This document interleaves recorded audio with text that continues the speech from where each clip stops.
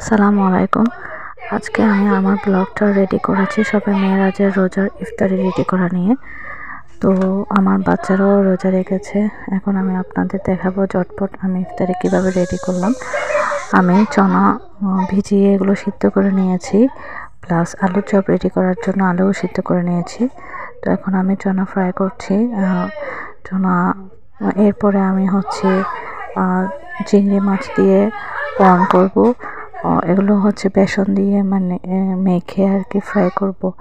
তো আমি এখন অলরেডি আমার চনা হয়ে যাচ্ছে।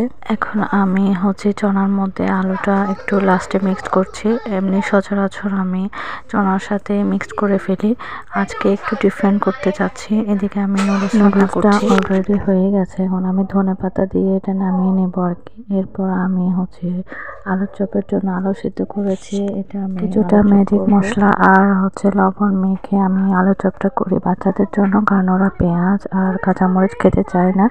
তবে আপনারা এটা করে দেখবেন, এটা খুবই টেস্টি হয়, বড়দেরও এটা খুব ভালো লাগে।